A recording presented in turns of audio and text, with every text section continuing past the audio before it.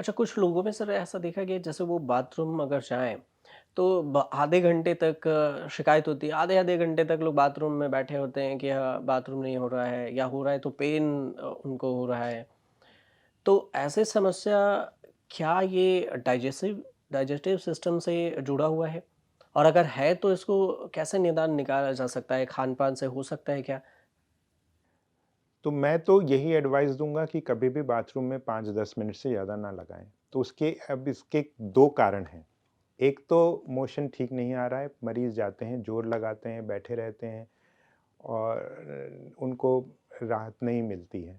तो एक तो ये है। दूसरा, आजकल आपने देखा होगा यूथ में वो मोबाइल लेके जाते हैं। राइट, हाँ। तो ये भी समस्या है। तो दोनों ही रीज़न्स हैं। तो इसमें हमें डिफरेंशिएट करना पड़ता है कि क्या दिक्कत है। तो एक तरह की कैटेगरी के जो मरीज़ आते हैं जिन जो कहते हैं इनकम्प्लीट इवैक्यूएशन उनको होता है, यानी कि वो मोशन के लिए जाते हैं और उनको फिर थोड़ा-सा स्टूल हुआ, फिर सैटिस्फैक्शन नहीं हुआ, बैठे रहेंगे, जोर लगाएँगे, फिर वापस आएँगे। फिर थोड़ी देर में जाएँगे, तो ये दिन दिन भर में उनका ये हाँ, प्रक्रिया बनी परेशान ही रहती रहते हैं है वो। और सुबह के टाइम में तो 4-5 बार जाना पड़ता है।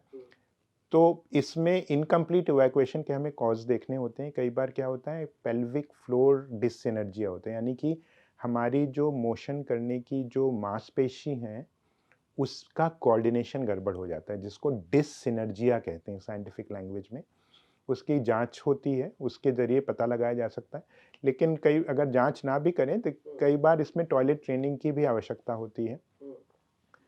तो जैसे वेस्टर्न टाइप के टॉयलेट्स में ज़्यादा ये होता है, जबकि नीचे बैठने वाले जो अच्छा। हमारे पुराने इंडियन टॉयलेट्स में कम होता है, क्योंकि हमारे इंटेस्टाइन जो नीचे जब बैठते हैं या पैर थोड़ा ऊपर करके बैठते हैं, तो फिर उससे इंटेस्टाइन सीधी हो जाती है और मोशन निकलने में आसानी हो जाती है। वेस्टर्न में ये समस्या ज़्यादा है।